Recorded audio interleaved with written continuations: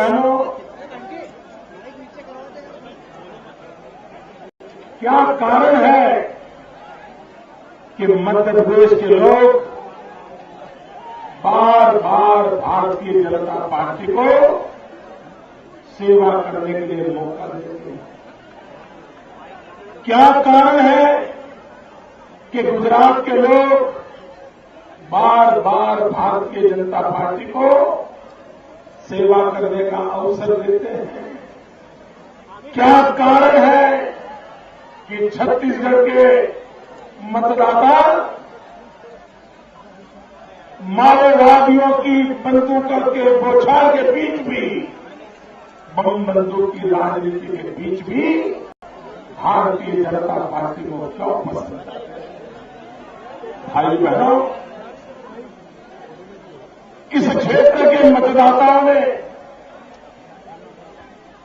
भाजपा को भली भांति देखा है, भाजपा को भली भांति परखा है, और यहां के मतदाताओं का ये विश्वास पक्का हो गया है कि आज देश में एकमात्र भारतीय जनता पार्टी ऐसी है जिसका उद्देश्य जनता जनार्दन का भला करना, इलाके का विकास करना, लोगों की जिंदगी में बदलाव लाना, यही एकमात्र मकसद भारतीय जनता पार्टी का है।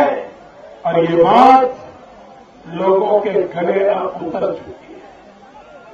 भाई बहनों, आप कल्पना कीजिए, अगर 2002-03 के बाद ये मध्य प्रदेश आपने बीजेपी को सेवा करने के लिए मौका न दिया होता और कुलमंडाधार लोगों के पास अगर मध्य प्रदेश रहा होता, तो बंटाधार करने वालों के पास अगर ये मध्य प्रदेश रहा होता, तो आज मध्य प्रदेश का हाल क्या हुआ होगा? भाई बहनों, जो बंटाधार राजनीति ने 10 साल पहले मध्य प्रदेश को बीमारू राज्य बना दिया था, उसी बंटाधार राजनीति ने 10 साल में हिंदुस्तान को बर्बाद करके रखा हुआ। भाई बहनों, मध्य प्रदेश ने बंटाधार राजनीति का खात्मा बुला दिया। अब मध्य प्रदेश का काम है दिल्ली की बंटाधार राजनीति का भी खात्मा बुलाने के लिए आगे आए। भाई बहनों, ये जापा लोकसभा क्षेत्र हमारे पड़ोस में है, और रतलाम तो हमारे गुजरात का व्यापार धंधा रतलाम के बिना कहां चल सकता है। और मेरा रतलाम तो SSS वाला है, सेब, साड़ी और सोना।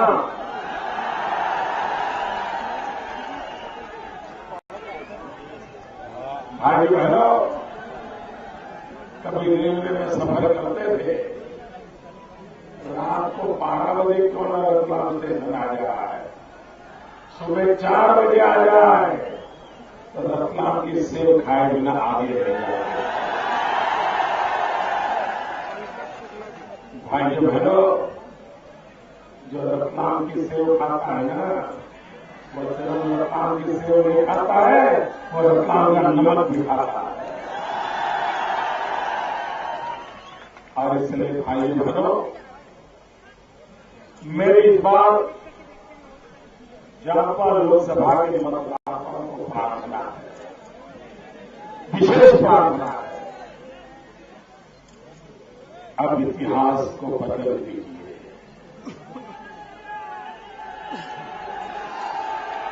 अब कांग्रेस को सदा सर्वदा के लिए इस क्षेत्र से विदाई दे दीजिए। भाई बहनों,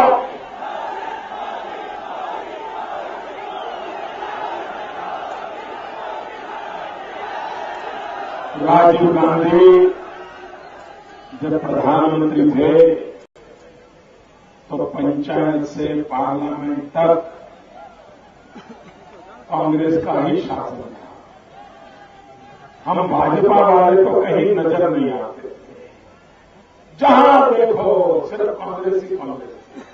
पंचायत में भी कांग्रेस, नगर पालिका में कांग्रेस, महानगर पालिका में कांग्रेस, जिला पंचायत में कांग्रेस, राज्यों में कांग्रेस, दिल्ली में कांग्रेस, पंचायत से पार्लियामेंट तक राजीव गांधी के जमाने में कांग्रेस का एक झंडा फहराता था।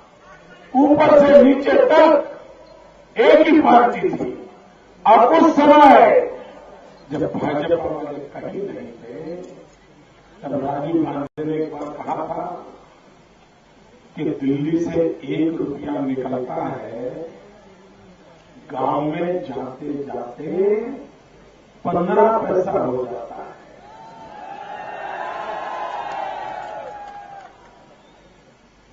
भाई बहनों, देश जानना चाहता है वो कौन सा पंजा था जो रुपये को घिस करके 15 पैसा बना देता। भाई बहनों, आप हमें सेवा का मौका दीजिए। मैं आपको विश्वास दिलाता हूं, आपको विश्वास दिलाता हूं, हिंदुस्तान की तिजोरी पर इस देश के गरीबों का अधिकार है, इस देश के आदिवासियों का अधिकार है, इस देश के दलितों का अधिकार है, इस देश के पीड़ितों शोषितों का अधिकार है। अब तिजोरी पर, अब दिल्ली की तिजोरी पर मैं कोई पंजा नहीं पड़ने दूंगा। और इसलिए भाई बहनों, गलती से भी मध्य प्रदेश से एक भी पंजा दिल्ली नहीं जाना चाहिए। एक भी पंजा नहीं जाना चाहिए। भाई बहनों, अगर शिवराज सिंह न होते, अगर शिवराज जी का नेतृत्व न होता तो मध्य प्रदेश विमान राज्य से बाहर नहीं आया। शिवराज जी ने सिर्फ मध्य प्रदेश की नहीं, पूरे हिंदुस्तान की सेवा की है। मध्य प्रदेश को विमान राज्य से बाहर निकाल करके पूरे हिंदुस्तान का भला किया। शिवराज जी ने सिंचाई की जो योजनाएं की, उसके कारण कृषि का जो उत्पादन बढ़ा, धान पैदा हुआ, गेहूं पैदा हुए, उसके कारण सिर्फ मध्य प्रदेश का नहीं, हिंदुस्तान के गरीब का पेट भरने का काम किया। भाई बहनों, अगर एक शिवराज जी मध्य प्रदेश को विमान राज्य से बाहर निकाल सकते हैं, तो हम सब मिलकर के भाजपा के लोग हिंदुस्तान को भी इस बर्बादी से बाहर निकाल सकते हैं। मैं आज आपके पास आया, मैं आपसे प्रार्थना करता हूं, आप कमल के निशान पर बटन दबा करके भारतीय जनता पार्टी को विजयी बनाइए। लेकिन इस चुनाव में जरा राजनीति से हटकर मैं मेरे दिल की कुछ बातें करना चाहता हूं।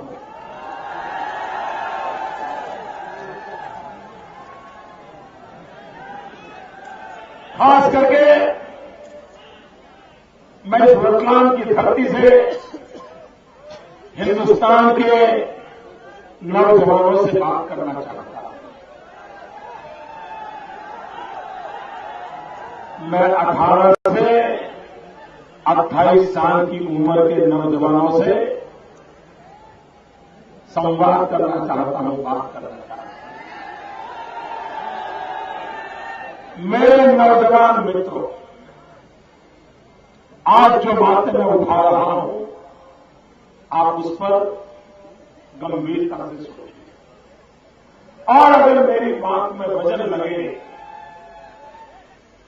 तो भाइयों आइए हम कंधे से कंधा मिला करके देश के लिए कुछ करके जाएं। मेरे 18 से 28 उम्र के नौजवान यारों, मेरे नौजवान साथियों, आप देखिए, आपके जीवन में एक महत्वपूर्ण पड़ाव आया होगा, एक महत्वपूर्ण टर्निंग पॉइंट आया होगा, और वो टर्निंग पॉइंट है 12th की एग्जाम, 12वीं कक्षा की एग्जाम। पूरे घर में टीवी बंद, रिश्तेदार बंद, यार दोस्त बंद, सब कुछ बंद। क्या? 12वीं की एग्जाम है, 12वीं की एग्जाम है। बेटे को बेटी को डिस्टर्ब न करो, 12वीं की एग्जाम है। यही होता है ना, सबके घर में होता है ना। ऐसा क्यों होता है? माँ बाप, घर, बहन, भाई, सब पूरा परिवार एक ही काम, 12वीं की एग्जाम है, 12वीं की एग्जाम। क्यों?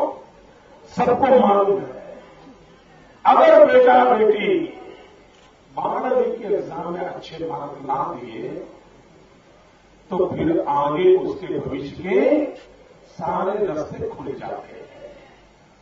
डॉक्टर बनना है, वकील बनना है, इंजीनियर बनना है, कहीं पर भी आगे बढ़ना है, वही तो एंट्री पॉइंट होता है, उसकी जिंदगी का रास्ता खुल जाता है। और इसलिए वो बहुत मेहनत करता है। उसी प्रकार से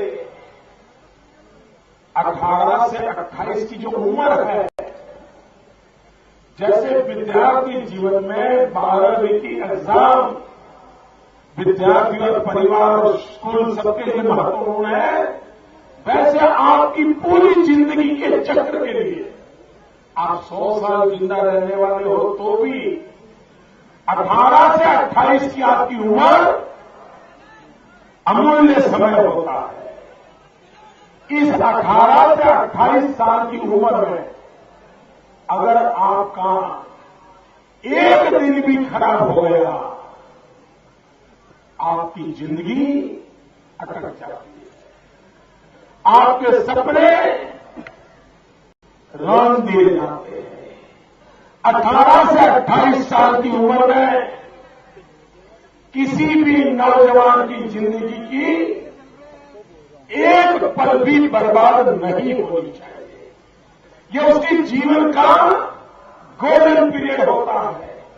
वो जिंदगी के सारे निर्णय 18 से 28 में करता है।